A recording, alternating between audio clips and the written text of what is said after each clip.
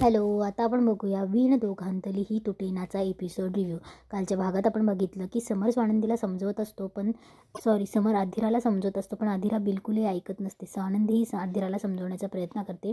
तेव्हा आधिरा आता सगळं संपलंय म्हणून फोन लाथळून देते. स्वानंदी समजवत असते की आधिरा, अगं तुला रोहनशी संसार करायचा आहे ना, तुमचं नातं संपलं नाही राजे, तू असं का करते?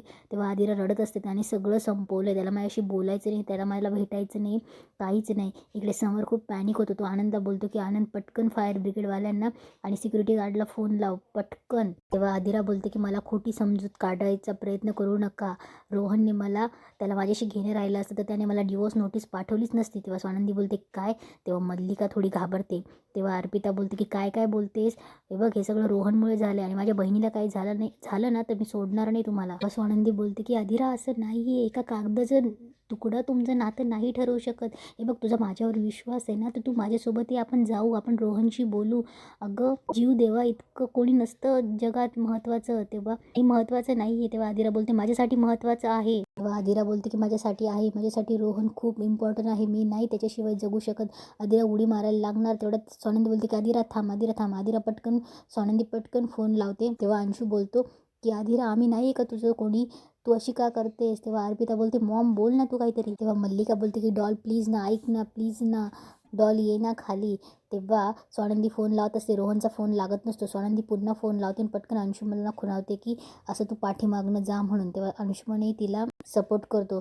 तेव्हा स्वानंदी फोनवर बोलते, हॅलो रोहन, रोहन तू बोलतोस का आधिराशी? तेव्हा तो बोलतो की तेव्हा ती बोलते की आधिरा, रोहन तुझ्याशी बोलतोय. तेव्हा अंशूही बोलतो की रोहनचा फोन आहे बघ, रोहनचा. स्वानंदी तेव्हा अंशून ते पटकन सीडी नीट पकडतात. तेव्हा स्वानंदी सीडीवर चढत जाते आणि बोलते की आधिरा, राजा घेस, रोहन तुझ्याशी बोलतोय बघ, मी इथे फोन ठेवते, तू फोन घे आधिरा.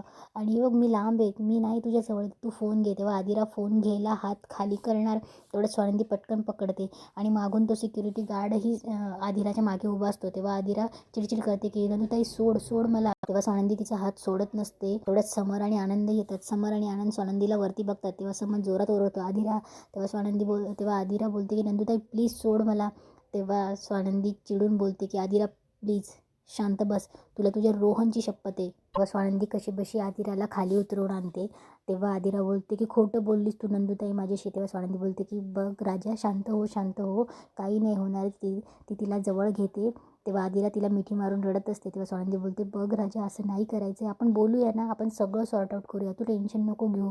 तेव्हा आधिरा रडत असते. तेवढ्यात समरही येतो. समर बोलतो की आधिरा. तेव्हा स्वानंदी बोलते की तेव्हा समर आणि सगळे स्वानंदीकडे बघत असतात. तेव्हा आधिराला स्वानंदी बोलते की बघ दादा आला. तेव्हा आधिरा पटकन समरला मिठी मारते आणि रडायला लागते. तेव्हा समरही तिला समजवत असतो की आधिरा, असं नाही करायचं वेड्यासारखं, आपण सगळं सॉल्व करू, आता मी आलोय ना. तेव्हा अर्पिता बोलत असते की बघितलं ना दादा, हे सगळं रोहनमुळे झालं, यांच्यामुळे होतंय हे सगळं. तेव्हा मल्लिका पटकन टॉपिक चेंज करते आणि बोलते जाऊ दे ना आप्पी, आपलंच नशीब फुटकं समजायचं. आपल्या मुलीचा त्रास आपल्यालाच बघावा लागतो. जीव देण्यापर्यंत गोष्टी गेल्या, अजून काय काय बघायचंय कुणास ठाऊक, अजून माझ्या डॉलच्या नशिबात काय काय वाढून ठेवलंय कुणास ठाऊक. तेव्हा सगळे बघत असतात. स्वानंदीलाही काही कळत नसतं. तेव्हा समोर बोलतो काही संपलेलं नाही आहे, चल. तेव्हा आधिरा बोलत असते की सगळं संपलंय. तेव्हा समर बोलतो मी आलोय ना, आता काही संपलेलं नाही आणि आता बस करा सगळ्यांनी, कोणीही बोलू नका, चल खाली जाऊया आपण सगळ्यांनी. तेव्हा आधिराला सगळे खाली घेऊन येतात, तिला पाणी देतात. तेव्हा समर तिला बोलत असतो की आधिरा, हे काय वेडेपणा लावलायस ग, जीव देणं जीव इतका सोपा वाटतो का? तेव्हा आधिरा बोलते की सगळं संपलंय पिंट्या दादा. तेव्हा समर बोलतो की काहीही संपलेलं नाही आणि जीव देणं इतकं काहीही झालेलं नाही, आपण बोलू ना रोहनशी. आधिरा बोलत असते की सगळं संपलंय, त्याला मी नकोय म्हणून तो असा करतोय. ते सगळं बोलत असतानाच अर्पिता बोलते की असंच आहे समर दादा, तुला माहिती नाही आज काय झालंय ते, रोहनने आधिराला डिवोर्स नोटीस पाठवली. तेव्हा समरही शॉक होतो.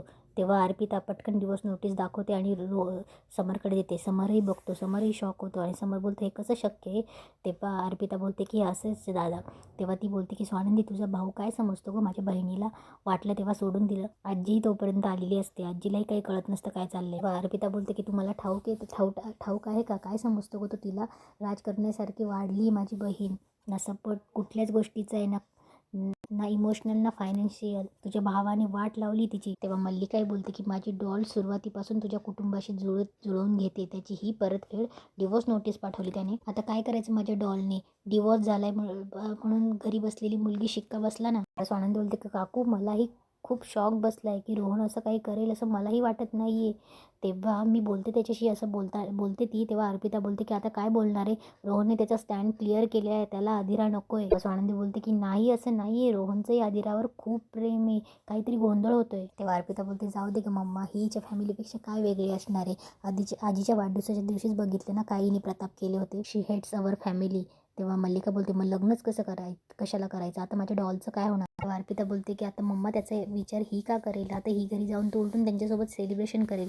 तेव्हा आजी बोलते अर्पिता खूप झालं आता आता जास्त आगीत तेल नको होतोस तू, गप्प बसा आता. तेव्हा आजी बोलते आदिरा तू तुझ्या रूममध्ये जाऊन पड आणि कोणीतरी जा तिच्यासोबत, पण गप्प राहता जमणार आहे का? नाहीतर काही नको पिंट्या जा, तू जा तिला रूममध्ये घेऊन जा. समर आदिराला घेऊन गेल्यावर मल्लिका बोलते स्वानंदी आम्ही काय वाईट केले की तुझ्या कुटुंबाबरोबर का अशी शिक्षा देत आहेत आम्हाला? तेव्हा अंशुही मुद्दाम बोलतो वहिनी तुझा जो राग आहे ना तो माझ्यावर काढ, पण प्लीज आदिराला टॉर्चर करू नको. तेव्हा आदिरा समजून सांगत असते की बघा तुम्ही जे म्हणतायत ना तसं काहीच नाही आणि आय एम शुअर की काहीतरी गोंधळ झालाय. मला जर थोडा वेळ मिळाला ना आजी तर मी सगळी क्लिअर करेल. तेव्हा अर्पिता बोलते की काहीही गैरसमज झालेला नाहीये, डिवोर्स नोटीसवर तुझ्या भावाची सही आहे. तेव्हा अर्पिता बोलते त्याला रोहनला आदिरामध्ये काहीही इंटरेस्ट नाहीये. तेव्हा आजी बोलते की अर्पिता तुला सांगितलेलं कळत नाही का? मल्लिका हिला घेऊन जा आत्ता तुझ्या रूममध्ये. तेव्हा मल्लिकाही बोलते की अप्पी अंशू चला, इथे आपलं ऐकणारं कोणीही नाही. तेव्हा सगळे जातात. तेव्हा स्वानंदी पटकन बसते आणि डिवोर्स पेपर बघते आणि बोलते की आजी हे काय मला समजतच नाही, पण रोहन समंजस मुलगा आहे, तो असं करणार नाही इतका टोकाचा निर्णय. तेव्हा आजी बोलते मला पण वाटलं होतं ग, पण नको ना, हे चुकीचं आहे ना. तेव्हा आदिरा स्वानंदी बोलते हो. तेव्हा आजी बोलते की त्याला माहिती आहे की आदिरा त्याच्यावर किती स्वावलंबून आहे, ती तो नसला की ती किती सैरवैर होते हे त्याला माहिती आहे ना, त्याने असं नव्हतं करायला हवं. आपले समर आदिराला समजवत असतो तेव्हा आदिरा बोलत असते की मी नाही जगू शकत त्याच्याशिवाय, मला डिवोर्स नको आहे. तेव्हा समर बोलतो की नाही होणार डिवोर्स. अगं डिवोर्स घेणं इतकी सोपी गोष्ट आहे का? अगं छोटीशी नोटीस आली आणि नोटीस आल्यावर काही लगेच डिवोर्स होतो का? मी असं काही होऊ देणार नाही, मी पहिल्यासारखं सगळं ठीक करेल, तुझा माझ्यावर विश्वास आहे ना? तेव्हा आदिरा हो बोलते आणि ती रडत असते. तेव्हा समर तिला समजवत असतो. इकडे अंशू त्याच्या आईला बोलत असतो की फायनली मम्मा डिवोर्स नोटीस आली आहे. तेव्हा मल्लिका थोडी शांत असते. तेव्हा अर्पिता बोलते की मम्मा तुला काय झालं आहे का, तू खुश नाही आहेस का? तेव्हा मल्लिका बोलते की खुश काय, बघितलं नाही का काय झालं, आदिराने काय केलं? तेव्हा अर्पिता बोलते की मम्मा जाऊ दे ना, तिला काय एवढं सिरियसली घेते, तिला ड्रामा करायची सवयच आहे.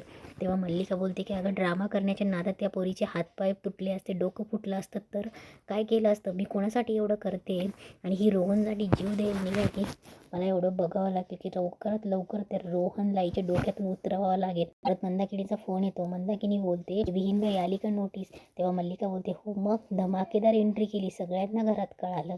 तेव्हा मंदाकिनी बोलते का आता तुम्ही सांगितलं मी केलं, आता माझं काम. तेव्हा मल्लिका बोलते की अहो एवढ्यात कुठे, तुम्हाला अजून एक काम करायचं आहे. तेव्हा मंदाकिनी बोलते आता काय, मी तुम्ही सांगितलं ते काम केलं ना? तेव्हा मल्लिका बोलते की तुम्हाला रोहन आणि आदिरा बोलणार नाही याची खबरदारी घ्यावी लागणार आहे. तेव्हा मंदाकिनी बोलते की आता मी ते कसं रोखणार आहे, ते काय मला विचारून एकमेकांना फोन करणार आहे का? तेव्हा मल्लिका बोलते मी सांगते ना, रोहनच्या मोबाईलमधनं आदिराचा नंबर ब्लॉक करा, त्याच्या लक्षातच येणार नाही आहे. तेव्हा मंदाकिनी बोलते किती कामं सांगता तो तुम्ही मला, एक तर मला नव्या घराची वेध लागली, तुम्हाला कळतंय का? तेव्हा मंदाकिनी फोन ठेवल्यावर बोलते की काय काम सांगते ही बाई, फोन चार्जिंगला लावला असेल. तेव्हा ती हॉलमध्ये येते. इकडे हॉलमध्ये सूस तिच्या मोबाईलमध्ये असते. मंदाकिनी हॉलमध्ये बघते तर रोहनचा फोन चार्जिंगला लावलेला असतो. ती फोन काढते आणि हळूच सूसजवळ येऊन बसते आणि बोलते माझं एक काम करे ना. तेव्हा सूस बोलते की काय? तेव्हा मंदाकिनी बोलते की प्लीज ना आदिराचा नंबर रोहनच्या मोबाईलवरनं ब्लॉक करून टाक ना. तेव्हा सूस पहिले नाही बोलते की काही पण काय काम सांगते तू, माझ्याकडनं काहीही काम करून घेते. तेव्हा मंदाकिनी बोलते प्लीज ना मी तुझ्या पाया पडते, एवढंच काम परत नाही सांगणार. तेव्हा सूशला त्याचा पासवर्ड माहिती असतो. तेव्हा सूश त्याचा आदिराचा नंबर ब्लॉक करते आणि तेव्हा मंदाकिनी पटकन फोन घेते आणि चार्जिंगला लावते. तेव्हा सूश तिच्याकडनं फोन नंबर ब्लॉक करायचे 4,000 रुपये घेते. सांगते की नाही दिलेस तर मी बाबांना सांगितले तर रोहन दादाला सांगेल. तेव्हा मंदाकिनी तिला कशी बस हे करून 3,000 देते. इकडे स्वानंदी रोहनला फोन लावत असते. रोहनचा फोन लागत नसतो. तेव्हा स्वानंदी बडबड करत असते मनाशी की काय केलं रोहननी आणि दिवसची नोटीस, असं कसं काय करू, बाबांना फोन लावू का. तेवढ्यात समर येतो. समर स्वानंदीला फोन लावताना बघतो आणि सरळ चालायला लागतो स्वानंदीशी न बोलता. तेव्हा स्वानंदी बोलते 1 मिनिट मी फोन लावते, मी बाबांना तरी फोन ट्राय करून बघते, मी विचारते. तेव्हा समर स्वानंदीवर चिडतो आणि बोलतो बस झालं स्वानंदी मॅडम, बस झालं. अहो स्वानंदी मॅडम, तुमचा भाऊ आहे ना रोहन, मी त्याला समंजस मुलगा समजत होतो. मी त्याला भेटलो, तुमच्या बाबांसोबत मी त्याला भेटलो, तेव्हा तो असं मला काही बोललाही नाही. त्याला मी समजावून सांगितलं की तुमचं प्रेम लक्षात ठेव, बाकीच्या कुठल्याही गोष्टी लक्षात ठेवू नको. तेव्हा मला हो हो म्हणाला आणि आज डायरेक्ट डिवोर्स नोटीस. अहो हे ऐकून मला शॉक बसला. आदिराचं काही चुकलेलं नाही. आदिराचं बरोबर आहे, आपण दोघं मिळून आपण ह्यांचा प्रॉब्लेम सॉल्व करणार होतो ना. पण समंजस मुलगा वाटला होता मला. तेव्हा स्वानंदी बोलते की आहे. तेव्हा स्वानंदीलाही खूप रडायला येत असतो. समरच्याही डोळ्यात पाणी असतं. पण समर स्वानंदीवर ब्लेमवर ब्लेम लावत असतो आणि इथेच आजचा एपिसोड संपतो.